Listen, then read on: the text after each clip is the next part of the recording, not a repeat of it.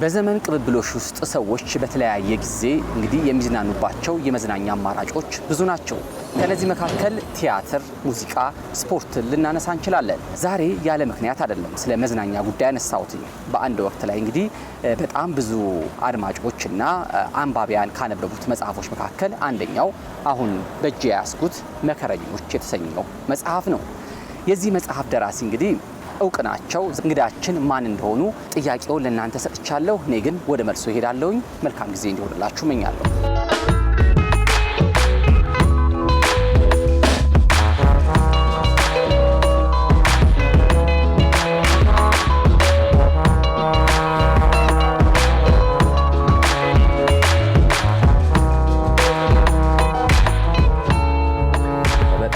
እያነበቡ ነው ያገኘሁትና ከማለዳ ጀምሮ እስከ ማታ ያለውትን ቀን ጊዜውትን እንዴት ነው የሚያሳልፉት? ምን እያደረጉ ያሳልፋሉ? አሁን ባሉበት ወቅት ላይ ያው ከመኝታ ስነሳ የህሊና ጸሎት አደርጋለሁ። ከዛ በኋላ ቁርስ የሚቀማመስ ነገር ወስዳለሁ። ከዛ በኋላ ቡና ይፈላልልኛል። አረፍ ብዬ ወደ ጠረጴዛ ነው የምመጣው። ያው እንዳልኩ ማንበብ ነው ወይም ኦሪጂናል ስራ መስራት ነው። አለዛ በትርጉም ስራ ይኖረኛል። ወደ 10 ሰዓት ተኩል ሲሆን ደግሞ እረፍት እንደገና ወስዳለሁ። ቡና ጠጣለሁ። ቡና ከልጅነቴ ጀምሬ በጣም እወዳለሁ እና ከዛ በኋላ በቃ ወደ 10 ሰዓት ሲደርስ አቆማለሁ። ይህን የምነግርህ አሁን ያለው ፕሮግራም ነው እንጂ ድሮ ቢሆን ኖሮ መስሪያ ቤት በምሰራበት ጊዜ ያው ጠዋት እዛ መስሪያ ቤት ሄጄ ሰርቼ የራሴን ስራ የስነ ጽሁፍ ስራ የምሰራው በትርፍ ጊዜ ብቻ ነበር። ከ12 ሰዓት በኋላ ብቻ ነበረ እና ማታ ጊዜ በዊኬንድ ሰራ ነበረ። በእረፍት ጊዜ እጽፍ ነበረ።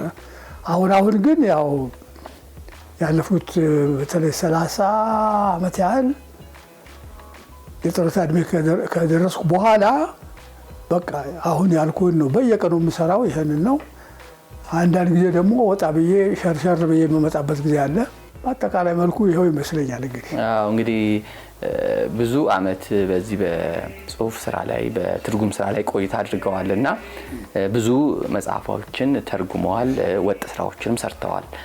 እኔ ቅድም እንደው መግቢያ ላይ ይሄን ፕሮግራም ሲጀምር መከረኞች የሚለው መጽሐፍ እንደመነሻ አድርጌ ነው የመጣሁት። ብዙ መጽሐፍ ጽፈዋል። በእርግጥ ግን ይሄኛው መጽሐፉ በወጣበት ዘመን ላይ በጣም ብዙ አንባቢያን ያገኘ መጽሐፍ ነው። በትረካ መልኩም ደግሞ የተደመጠ መጽሐፍ ነው እና ይሄኛው መጽሐፍ ከሁሉም መጽሐፍ በተለየ ሰዎች አይምሮ ውስጥ በሰዎች ልብ ውስጥ እንዲቀመጥ ያደረገው ምንድን ነው? There was a time when men were kind, when their voices were soft, and their words inviting. ወደ እሱ ከመሄዳችን በፊት ሰዎች ምን ያህል እንደወደዱት እንደው ምሳሌ ልሰጥ ብዬ ነው። አንዲት የቤት እመቤት ነች፣ ወጣት ነች። እንደነገረችኝ 9 ጊዜ አንብቤዋለሁ አለችኝ። ሌላ ደግሞ አንድ ደራሲ ራሱ ደራሲ የሆነ ሰው ነው። በጋዜጣ ላይ እኔ መጽሐፍ ከአንድ ጊዜ በላይ አላነበብም፣ ይሄን መጽሐፍ ግን 3 ጊዜ አነበብኩት አለ። ሰዎች እንግዲህ ሙዚቃ ወይ ቲያትር ወይ ሌላ ነገር ነው ደጋግመው የሚያደምጡ። ኤግዛክትሊ በተደጋጋሚ ማንበብ ራሱ በጣም መጽሐፉ የሆነ ኃይል አለው ማለት ነው። በተለይ ደግሞ ኢትዮጵያ ውስጥ እኮ 9 ጊዜ 3 ጊዜ ሳይሆን 1 ጊዜ እንኳን የሚያነብ ስንት ሰው ነው ያለው። ታሪኩ አነሳሱ በጣም የሚያሳዝን ነው። ዋናው ገጸ ባህሪ ያን ቫልዣ የሚባል ነው። እሱ እህቱ አለች፣ የእህቱ ልጆች ደግሞ አሉ። እሱ ስራ የለውም። እሷም በጣም የድህነት ኑሮ ነው የምትኖረው። ልጆቹ ይራባሉ እና ሲያለቅሱ ምን ሲሉ እና እነዚህን የእህቱን ልጆች ስቃየና ሄዶ አንድ ዳቦ ቤት አንድ ዳቦ መንትፎ ይሄዳል። ለራሱ ብሎ አለ፣ ለነዚህ ለህፃናት ብሎ ነው። በጣም የሚያሳዝነው ነገር ይሄ ነው እኮ።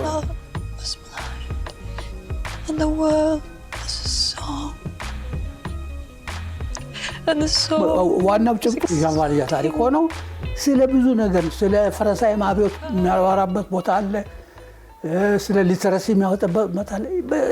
በጣም ባህር ነው ልትል ትችላለህ። እርስዎ እንግዲህ እስከዛ ድረስ ብዙ መጽሐፎችን ጽፈዋል፣ ብዙ ስራዎችን ሰርተዋልና በተለይ የውጭ ሀገሩን ትርጉም ስራዎችን ሲሰሩ የተለየ ነገርስ በእርሶ ህይወት ውስጥ ምን አዲስ ነገር እንዲኖር አድርገዋል? እነዚህ መጽሐፎች ምናነባቸው መጽሐፎች መቼም አንድ አይነት እንትን ይፈጥሩብናል።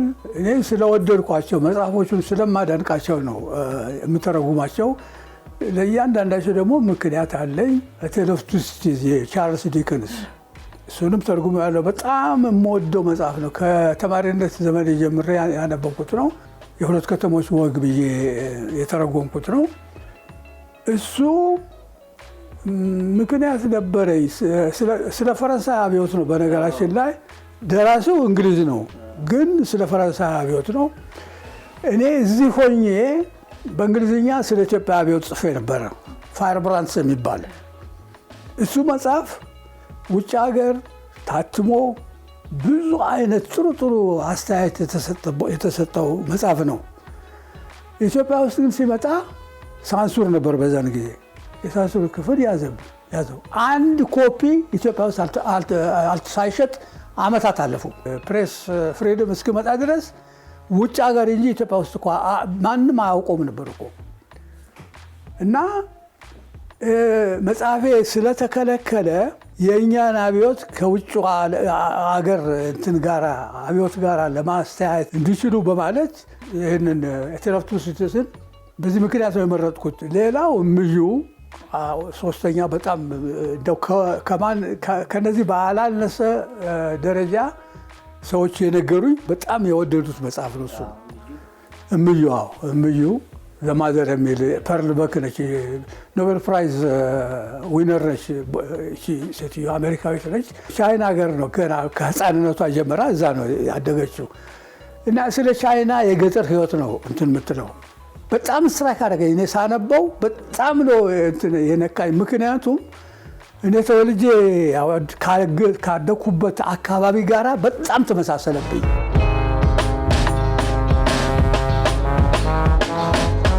እኔ ለመጀመሪያ ጊዜ የጋሽ ሳህሌን መጽሐፍ ማንበብ የቻልኩት ባልቻ አባ ነፍሶ የሚባል ትምህርት ቤት የአምስተኛ ክፍል ተማሪ ሆኜ አንደኛ ወጣለሁና አባቴ ሁሌ እንደዚህ ውጤት ሳመጣ የሚሸልመኝ መጽሐፍ ነውና አምስተኛ ክፍል አንደኛ ስለወጣው የጋሽ ሳህለ ስላሴ ብርሃነ ማርያምን ባሻቅጣው የተባለውን በአርበኞች ታሪክ ላይ የሚያተኩር ልቦለድ ሸለመኝ።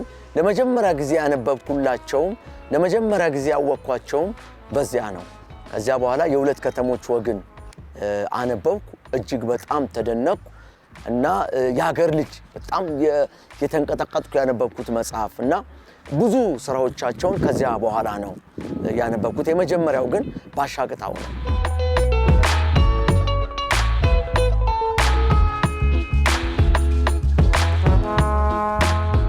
እንደው ትርጉም ስራ ላይ ይሄ ዋናውን የመጽሐፉን ዋና ጭብጡን ሐሳቡን እሱ ላይ ነው እርስዎ ትኩረት የሚያደርጉት ወይስ እኔ ስተረጉመው ወደ ሀገሬ ስመልሰው ለሀገሬ ባህል እንዲስማማ አደርገዋለሁ የሚለው ሐሳብ የትኛው ሚዛን ያደፋል?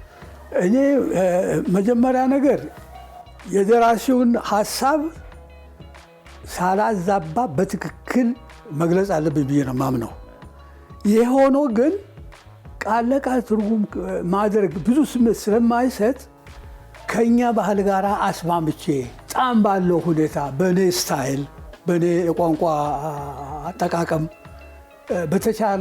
በተቻለ መጠን ከኛ ባህል ጋር እንዲስማማ አድርጌ ለማቅረብ ነው ሙከራ ማድረገው። ሁልጊዜ ስተረጉም ግን ምን ጊዜ የማረሳው ምንድነው ደራሲው ያላለውን እንዳለል ነው የምጠነቀቀው።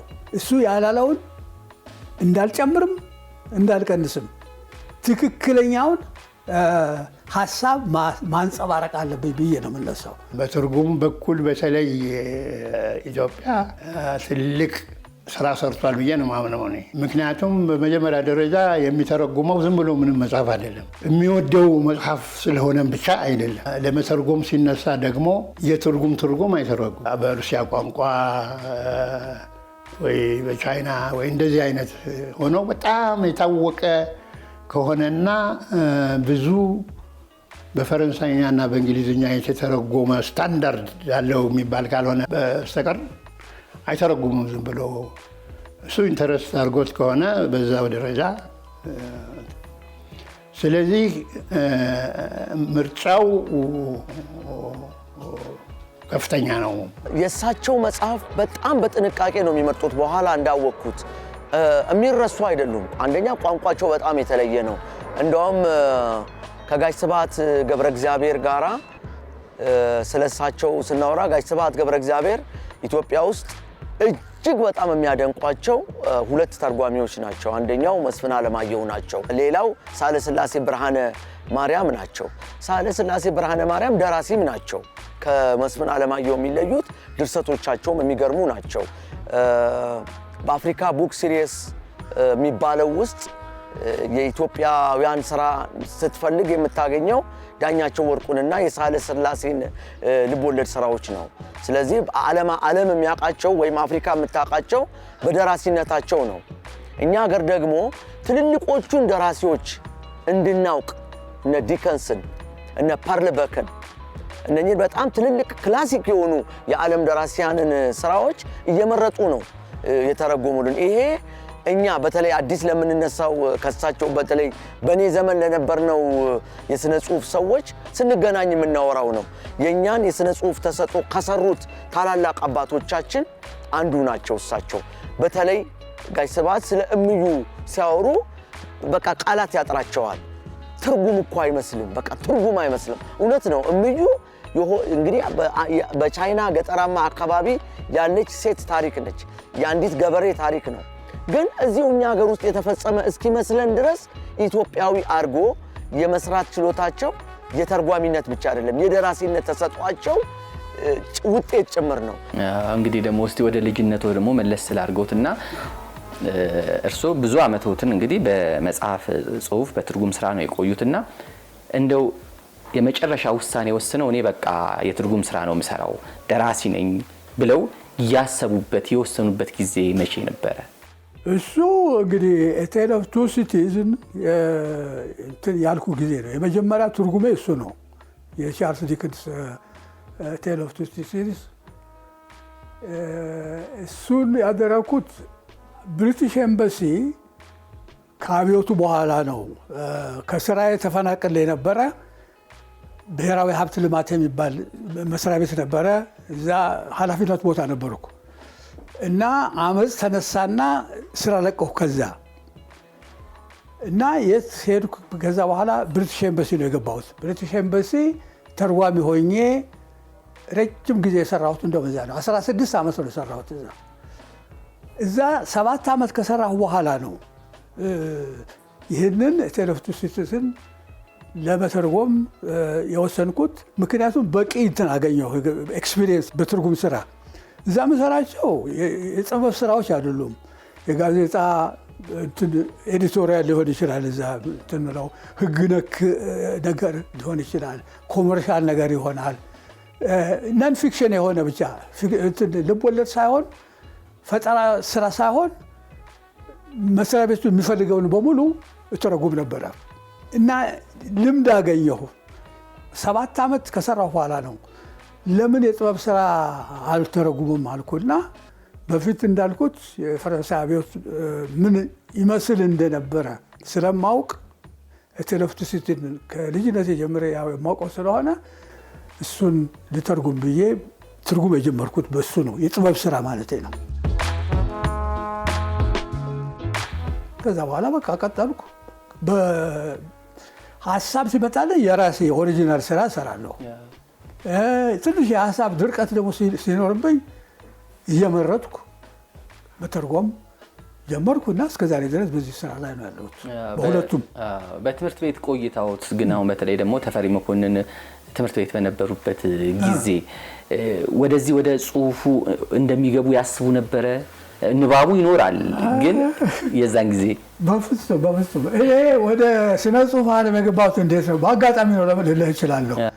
ተማሪ መኮንን ሳልሆን በዛን ጊዜ መጽሐፍ ማነው አነባለሁ እንጂ አንድ ቀን ወደ ድርሰት ዓለም ገብቼ እኔ መጽሐፍ ይታተምልኝ ያለ ሀሳቤ ውስጥም የለም። በዛን ጊዜ ግን ዩኤስ ከሄድኩ በኋላ ዩናይትድ ስቴትስ ኦፍ አሜሪካ በተማሪነት ሎስ አንጀለስ ካሊፎርኒያ ፖለቲካል ሳይንስ ነበር ማጠናው እና እዛ ያለው እንደ አጋጣሚ ፕሮፌሰር ሌስሎ የሚባሉ ሊንጉስት ናቸው። በዓለም ደረጃ የታወቁ ቋንቋ ሳይንስ ሊቅ ናቸው። ዲክሽነሪ ወይ መዝገበ ቃላት ያዘጋጁ ነበር ለሴማዊ ቋንቋዎች ለእያንዳንዳቸው። የጉራጌኛ ዲክሽነሪ ለማዘጋጀት ሲፈልጉ የጉራጌ ተወላጆችን እየጠሩ ቃላት ይጠይቁናል። ይህንን ስናደርግ አንድ ቀን ምን አሉኝ፣ ለምን አንድ ነገር አጽፍልኝም? የእረፍት ጊዜ ነበረ፣ የክረምት ሳመር ቬኬሽን ጊዜ 2 ወር ጊዜ ነበረ። አንድ ጽሁፍ እኮ ብትጽፍልኝ ከዛ ቃላት ለመሰብሰብ እችል ነበር አሉ። በጉራጌኛ ቋንቋ እንድጽፍላቸው ነው የሚጠይቁት። ግር አለኝ ነገሩ። በጉራጌኛ ቋንቋ እኔ እንኳን ሰፋ ያለ ጽሁፍ ቀርቶ ግማሽ ገጽ እንኳን የሚሆን ደብዳቤ ጽፌ አላውቅም። አይ አንተ ገጠር ተወልደህ ያደግህ ልጅ ስለሆንክ ስለ ገጠር ህይወት ብጽፍልኝ በየቀኑ 1-2 ገጽ ብጽፍ በ2 ወር ውስጥ ጠርቀም ያለ ነገር ልታቀርብልኝ ትችላለህ አሉኝ። እና እስቲ እሞክራለሁ አልኳቸውና ሄድኩ። ከወጣሁ በኋላ በጣም አሰብኩበት በነገሩ እና መጻጻፍ ጀመርኩ ስለ ገጠር ህይወት። በእውነተኛ ህይወት ሆኖ ነገር ግን በልብ ወለድ መልክ ላቀርብ ነው ሙከራ ያደረኩት። ይህን ሳደርግ ትልቅ ተግዳሮት የሆነብኝ አንድ ነገር አጋጠመኝ። ይኸው ምንድን ነው? በጉራጌኛ ቋንቋ የሚነገሩ ድምፆች አሉ በአማርኛ ፊደላት ሊገለጹ የማይችሉ። ለምሳሌ ቀ የሚል እንትን አለ። ቀ ሳይሆን ቀ፣ መ ሳይሆን ሞ የሚል ለምሳሌ ድምፅ አለ። እነዚህን እንዴት አድርጌ ልግለጻቸው ተቸገርኩ። በኋላ አሰባስኩና እኔ ራሴ ምልክት ልፍጠር አልኩና ምልክት ፈጠርኩ እና ወስጄ ለፕሮፌሰር ስራ አሳየኋቸው። እኔ ይሄ መጽሐፍ ጀምሬ ነበር፣ ነገር ግን ይህ ተግዳሮት አለብኝ። በአማርኛ ፊደል ሊገለጹ የማይችሉ ድምፆች አሉ። እነሱ ስለቸገሩኝ እነዚህን ምልክቶች ፈጠርኩ አልኩና ሁለት አይነት፣ አንድ ክብ አይነት ነገር ነው፣ አንዱ ሰረዝ ነገር ነው።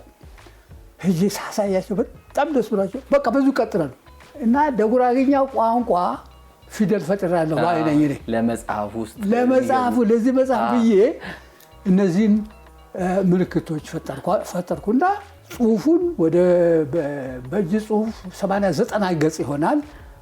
በዚህ በ2 ወር ውስጥ ወስጄ ሰጥኋቸው። ከዚያ በኋላ በጣም ተገረምኩ። እንዲህ ለመሆኑ ለመጻፍ እችላለሁ ወይ ብዬ ማሰብ የጀመርኩት ያን ጊዜ ነው። መንፈሴን ሁሉ ወደ ስነ ጽሁፍ ማድረግ የጀመርኩት ከዛ ጊዜ ጀምሮ ነው። እሱ መነሻ ሆኖ ነው ማለት ነው። ይሄ እሱ ነው መነሻው፣ እሱ ነው የሽኒጋ ቃያ ነው የሚባለው። ሽኒጋዝ ቪሌጅ ነው በእንግሊዝኛ፣ ወደ እንግሊዝኛ ሲተረጎም ሽኒጋዝ ቪሌጅ ተባለ። ዘ ታይምስ ሊተራሪ ሪቪው በጣም የታወቀ የእንግሊዝ ጋዜጣ ነው። እሱ ላይ ሁሉ ኦልሞስት 1 ገጽ የሚሆን ሀተታ ቀርቧል እዛ ላይ። ዩኒቨርሲቲ ኦፍ ካሊፎርኒያ ደግሞ የራሳቸው እንትን አላቸው ጋዜጣ። እዛ ውስጥ ደግሞ እንደው 70 ሰቅለው ነው አመስግነው ነው እንትን ያደረጉት፣ ቡክ ሪቪው ያደረጉት። እዚሁም አዲስ አበባም እንደዚሁ እና ከዛ በኋላ መንፈሴን ሁሉ የፖለቲካል ሳይንስን ትቼ በቃ ከአሁን ወደ ስነ ጽሁፍ ዓለም ነው ምገባለሁና ቆረጥኩ። በቃ እዛው ተማሪ ሆኜው ነው የመጀመሪያው የአማርኛ መጽሐፍ ጀመርኩት፣ እዛው ነው። ሁለቱንም በጉራጌኛ ሞከርኩ፣ በአማርኛ ሞከርኩ እና እስቲ ደግሞ በእንግሊዝኛ ልሞክር አልኩና 3ኛ መጽሐፌን ደግሞ በእንግሊዝኛ ያደረኩት አፈርሳታ የሚለው በጣም ፖፑላር መጽሐፍ ነው እሱ፣ በእንግሊዝኛ የጻፍኩት ነው። ከዛ በኋላ በቃ ራሴን ያገኘው ሄድኩ። በየትኛው ቋንቋ በደንብ አድርጌ ደግሞ ሀሳቤን ለመግለጽ እንደምችል ተረዳሁ። በ3ቱንም ቋንቋ ሞከርኩ። ከዛ በኋላ በቃ አብዛኛው የጻፍኳቸው በአማርኛ ነው። የእንግሊዝኛ ደግሞ 3 ናቸው የታተሙልኝ። ሃይነማን ኤዱኬሽናል ቡክስ ሊሚትድ የሚባል አፍሪካን ራይተር ሲሪዝ በመዓት የአፍሪካ መጽሐፍት ያሳተመ ድርጅት ነው።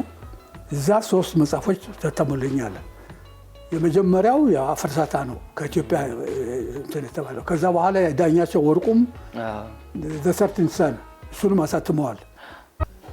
ያስቸገረው ነገር ግን ያ ውጪ የሚታተመው መጽሐፍ አገር ውስጥ ገብቶ እንዳይነበብ ሳንሱር ስለሚያደርግ ዋሪየር ኪንግ የሚለውን ስለ ቴዎድሮስ አንተ የምትጽፈው ለፈረንጅ ነው፣ ምክንያቱም ያን የጻፍከውን ያነበቡ ፈረንጆች ናቸው አበሾች አይደሉም ምናምን የሚል ያው እርስ በርስ ሎካል ጭቅጭቆች ናቸው። ከኔ ጋር ግን 1 ዓመት በእንትን ተጽፏል። አፍሪካ በእንግሊዝኛ በፈረንሳይኛ መጻፍ አይደለም በሀገራቸው ቋንቋ መጻፍ ያለባቸው የሚል ሆነ።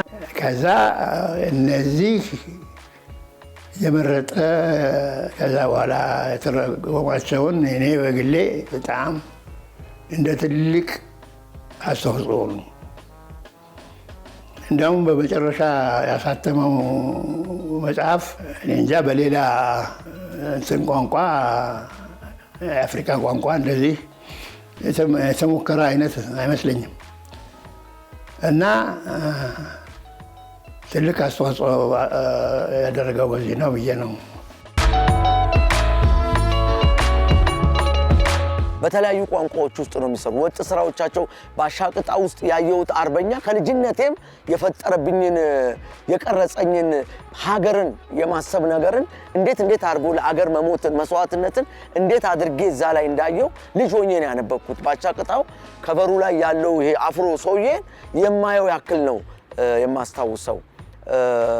ሌሎች ስራዎቻቸውም ላይ አሁን የሁለት ከተሞች ወግ ላይ የምታየው ነገር በኋላ በቀይ ሽብር ጊዜ የነበረውን እብደት ስንሰማ ወደኛ ህይወት አቅርበው የመስራት ኃይል አላቸው። በተለይ ከ1900 ጀምሮ እስከ አሁን እስካለንበት ጊዜ ድረስ ያሉ የተለያዩ እነዚህ ወጥ ስራዎች እንደየዘመኑ ከፋፍለን ስንመለከታቸው የየራሳቸው እድገት የየራሳቸው ያጻጻፍ ስልት ያመጡ እየተለወጡ ነው የሚመጡት። ለምሳሌ ከ1900 እስከ 1950 እንኳን ያለውን ብናየው ራሱን የቻለ አጻጻፍ ራሱን የቻለ መልእክት ያለው ነው። ከዛ ደግሞ ከ1950 በኋላ ደግሞ እነ ፍቅር እስከ መቃብር መጡ።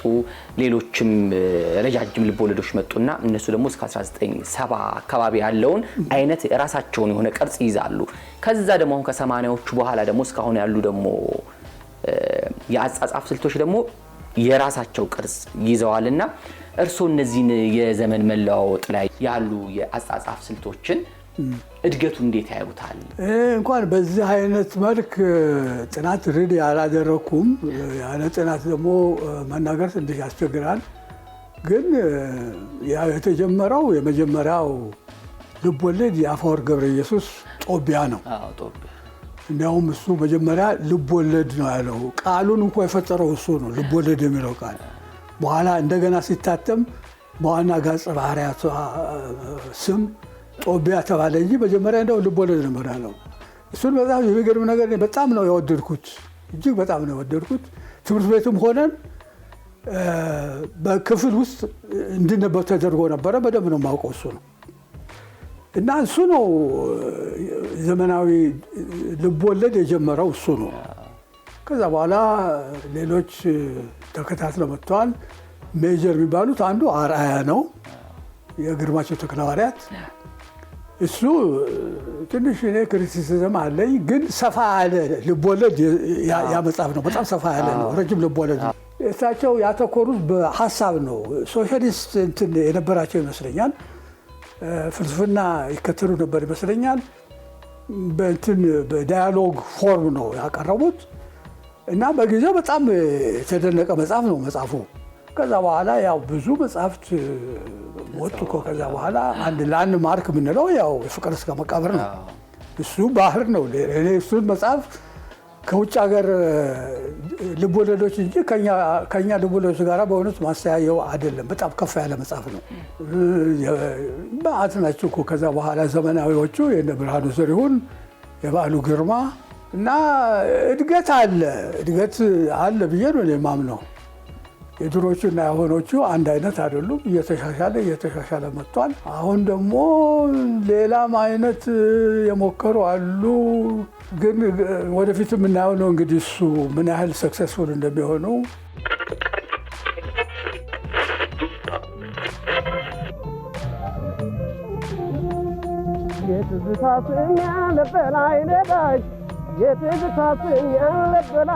እዛ ማዶ ያለን ሰው በአማርኛ የምታየው ነው የሚመስልህ። እሳቸው ግን በአማርኛ ቋንቋ ወደኛ ያቀርቡታል። ሌላው ከሌሎቹ ለየት የሚያደርጋቸው እንዳልከው በጉራግኛ፣ በአማርኛ፣ በእንግሊዝኛ የጻፉ ሰው ናቸው። የተረጎሙ ብቻ አይደለም የጻፉ ስራዎቻቸው ልቦለድ ስራዎቻቸውን በተለያዩ ቋንቋዎች የሰሩ ምናልባትም በኢትዮጵያ የጉራግኛን ስነ ጽሁፍ መጀመሪያ በጉራጉኛ ቋንቋ የጻፉትም እሳቸው ይመስሉኛል። እና በዚህ በጣም የተለዩ ሰው ናቸው። የተለየ ታሪክም በኢትዮጵያ ስነ ጽሁፍ ውስጥ አስመዝግበዋል ብዬ አስባለሁ። ሌላው እኔ በጣም ኢንተረስት አድርጎኝ የነበረው በእጁ ነበር ያው የሚጽፈው። በዛ ዘመን ሁሉም ሰው ታይፕራይተር ምናምን ኖሮት በታይፕራይተር አይሰራም። የእጅ ጽሁፉ ግን ቀጥ ያለ መስመር ከዳር እስከ ዳር እና የእጅ ጽሁፉ ራሱ ሪሊ ለታሪክ መቅረት ያለበት ይመስለኛል። የተረዳሁት ደግሞ አማርኛን ያስተማሩት አባቱ ናቸው። ዲሲፕሊኑ ግን የሚያስደንቅ ነው። ምክንያቱም እነዛን በእጅ ሲጽፋቸው ቁጭ በቃ አድርጎ ከመነሻ እስከ መድረሻ ተመልሰ እና ፔሸንሱ እና መደረግ አለበት ብሎ የሚያምነውን ነገር ለማድረግ ጊዜውን በደንብ የሚመድብ እና እንትን የሚል የኛ ሀገር መጽሐፍ ወደ ሌላኛው ሀገር ቋንቋ የሚተረጎመውን ያህል ሳይሆን እኛ ከውጭም ተረጉመው ይበዛል። እሱ ለምን ሆነ? የውጭ ዓለም እኛን ከሚያውቀን በጣም ከፍ ባለ ሁኔታ እኛ የውጭውን ዓለም ስነ ጽሁፍም ምንም እኛ እናውቃለን።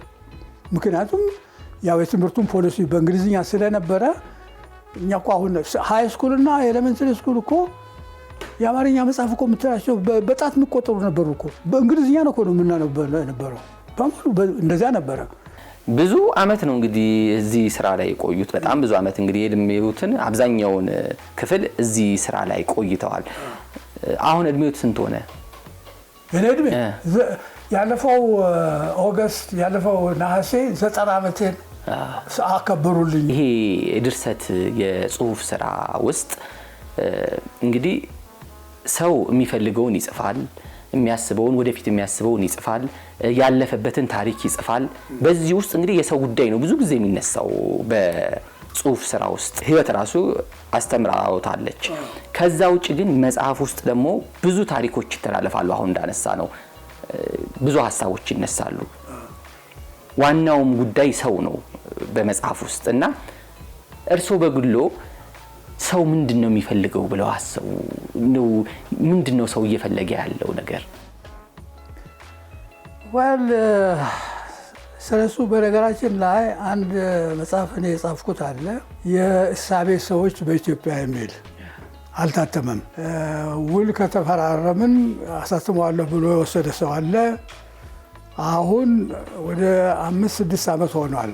ኢትዮጵያ ውስጥ የኔ ቲሲስ ምንድን ነው? ኢትዮጵያ ውስጥ ብዙ የእሳቤ ሰዎች አልተፈጠሩም። ምክንያቱ ለምንድን ነው? የሰው ልጅ የሚፈልገው ነገር የእያንዳንዱ የተለያየ ነው። ያው ከህይወት ተሞክሮ የሚመጣ ነገር ነው። ብዙ ጊዜ እንጠይቃለን። እኔ እድሜን ሁሉ ያሳለፍኩት በእንትን ነው እያሰብኩ ነው። ለምንድን ነው የተፈጠርነው? መጀመሪያ ነገር ሞት እያለ ልንሞት ለምን እንፈጠራለን? ለምሳሌ ይሄ ዩኒቨርስ ራሱ ምንድን ነው? ከየት መጣ? ብዙ ጥያቄዎች ሳነሳ ሳወርድ የኖርኩ ሰው ነኝ። አሁን ግን ትንሽ ስታቢሊቲ አሁን አግኝቻለሁ። በጣም ኢንፍሉዌንስ ያደረገኝ ሰው ልንገርህ፣ ስነ ጽሁፍ ሳይሆን ፈላስፋ ነው ኢንፍሉዌንስ ያደረገኝ። ኤፒክቴትስ የሚባል አንድ ፈላስፋ አለ። በአንድ ጽሁፌ እንደውም እሱን ፖርትሬ አድርጌያለሁ። አንድ አርቲክል የጻፍኩት አለ። እሱ ምን ይልሃል? ስለ ህይወት ሲያወራ ነው።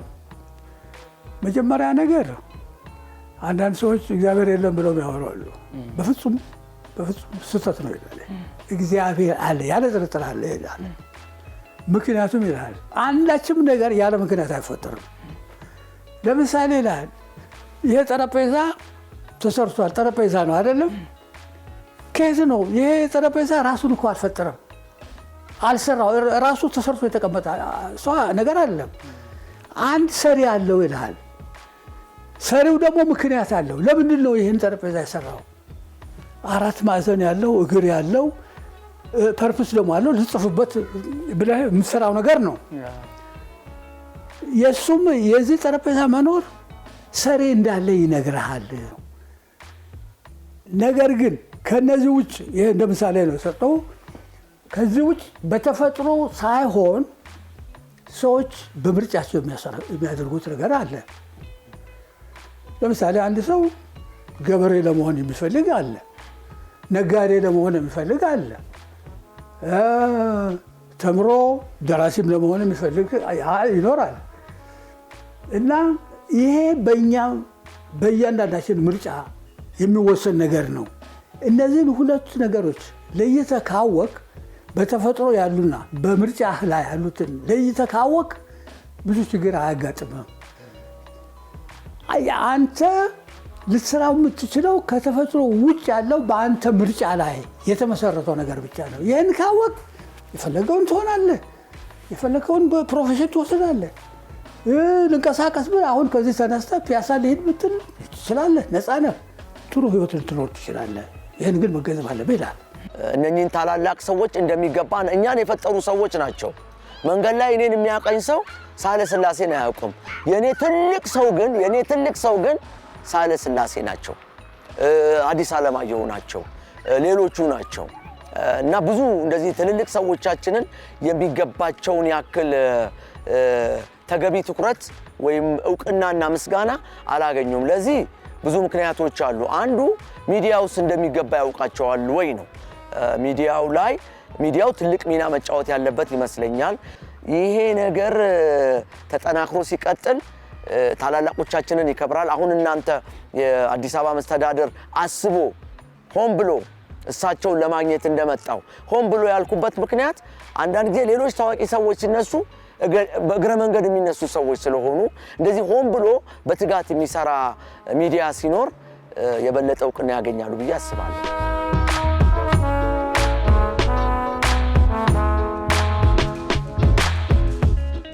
ወደ ልጅነቱ ደግሞ ልመልሰው፣ ወደ ትምህርት ቤት ቆይታው ከነ ተስፋዬ ገሰሰ ከነ ስብሐት ገብረ እግዚአብሔር ጋር ደግሞ ተምረዋል መሰለኝ። አንድ አካባቢ መኮንን አብረን ነበር ከሁለቱም ጋር። እንዴት ነበር ያ ጊዜ ከነሱ ጋር? እነሱ በሰዓቱ ወደ ስነ ጽሁፍ ያደሉ ነበር ወይ? እርሶስ ምን አይነት ግንኙነት ነበሩት? የልጅነት ጊዜው ከነሱ ጋር የነበረውስ ጊዜ ምን ይመስላል? ልጅነት እኔ እንኳን ትምህርት የጀመርኩት ምድብር ትምህርት ቤት ነው። እስከ 6ኛ ክፍል እዛ ነው የተማርኩት። እዚህ ከመጣ በኋላ ደግሞ ከገጠር የመጡ ልጆች ከከተማ ልጆች ጋር እኩል አይሄዱም ብለው ዝቅ አድርገው ነው እንድንገባ ያደርጉት። 4 ግሬድ ነው ያስገቡን። እዛ 6ኛ ነበር። እዚህ ስንመጣ ደግሞ 4ኛ ክፍል ግቡ አሉን።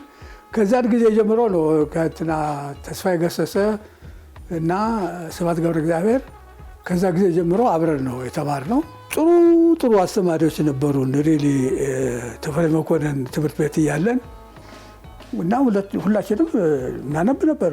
በጣም እናነብ ነበር። ተፈሪ መኮንን ትምህርት ቤት ሆነን ዩኒቨርሲቲ ኮሌጅ አዲስ አበባ ከገባን በኋላ ቀጠልን በዚሁ። ሃርድ ኮፒው ባሻገር ደግሞ በሶፍት ኮፒ ሰዎች ቤታቸው ቁጭ ብለው በሞባይላቸው እንዲጠቀሙ የሚያደርጉ እድሎች እየመጡ ነው። አሁን ላይ ደግሞ መጽሐፉን በእጄ ይዤ ካላነበብኩት በስተቀር እንትን አይለኝም። ኢምፕሬስ አያደርገኝም። ግን አሁን ግን ያው ሞደርን ቴክኖሎጂ ብዙ ነገር የተፈጠረ ነገር ስላለ ወጣቱ ወደዛ እያዘነበለ በሱም ያንቡ። ዋናው ነገር ማንበቡና መረዳቱ ነው። እውቀት መገበቱ ነው። ትልቁ ነገር እሱ ነው። በመጽሐፍም ይሁን በሶፍት ኮፒም ያነበው ማንበቡ ግን ትልቅ ነገር ነው። እኔ ላመሰግናቸው ነው የምፈልገው። ምክንያቱም አሁን እኔ የመጀመሪያው መጽሐፌ ሌዋታን በታተመ ጊዜ ከኢህአዴግን ትንሽ ነቆር የሚያደርግ ስለነበር ሁሉ ሰው ጸጥ አለኝ። ማንም ሰው መጽሐፉን አድንቆ አልጻፈም ብቻ አይደለም ሸሸኝ። እና ያን ጊዜ የመጀመሪያ እንግዲህ እኔ በግጥም ነበር የምታወቀው። የመጀመሪያ ልቦለዴ ላይ ሁሉም ጸጥ ሲል አልችልም ከእንግዲህ ወዲህ ልቦለድ ምን ሲያቀብጠኝ ጻፍኩኝ ተዋረድኩ ብዬ ባልኩበት ሰዓት አንድ ቀን አዲስ ዘመን ጋዜጣ ሳገልጽ ሳህለስላሴ ብርሃነ ማርያም አሁን ካሉ ደራሲዎች ሲባል ታገል ሰይፉ ሌዋታን የተባለው መጽሐፉ መነበብ አለበት፣ ወደፊት በዚሁ ከቀጠለ ኢትዮጵያዊ ጆርጅ ኦርዌል ይሆናል ብለው ጻፉ። ከሞት ነው ያስነሱኝ። ሀገራችን ውስጥ እንግዲህ ፍልስፍና ሀሳቦች ብዙ ናቸው። አንዳንዱ የሆኑ መጽሐፎችን ያነብና ከእለት እለት የአኗኗር ዘይቤው ለየት ባለ መልኩ ኑሮን ለመኖር ሲሞክር እናያለን። አንዳንዱ ደግሞ ነገሮችን የሚረዳበትን ሀሳብ ነገሮችን የሚረዳበትን ነጥብ ይቀይርና በሌላ አቅጣጫ እንዲረዳ ያደርገዋል ይሄ ፍልስፍና ጉዳይ። እርስዎ ግን ፍልስፍናን እንዴት ነው የሚረዱት? ሰዎችስ ፍልስፍና እንዴት ነው መጠቀም አለባቸው ብለው የሚያስቡት? እኔን ያሳመነኝ የኤፒክቴተስ ነው። ራሽናል ለመሆን ከፈለክ ኮንሲደር ማድረግ አለብህ። በተፈጥሮ የሚፈጸሙ ነገሮች አሉ፣ በምርጫ በሰው ምርጫ የሚፈጸሙ ነገሮች አሉ። ራሽናል ከሆን በአእምሯችን ከተጠቀምን ሰላም እናገኛለን፣ የተሻለ ስርዓት እንመሰርታለን፣ ብልጽግናንም እናመጣለን። ይሄ ነው እኔ በራሴ በኩል የምለው ይሄንን ነው። ወደ መጽሐፎት እንመለስና እስካሁን በቁጥር ስንት ደረሱ? የትርጉም ስራዎች፣ ወጥ ስራዎችስ በቁጥር እናውቃቸዋለን? እንትኖቹ እንግዲህ የታተሙትን ማለት ነው። ያልታተሙ አሉኝ ገና ነው እነሱ።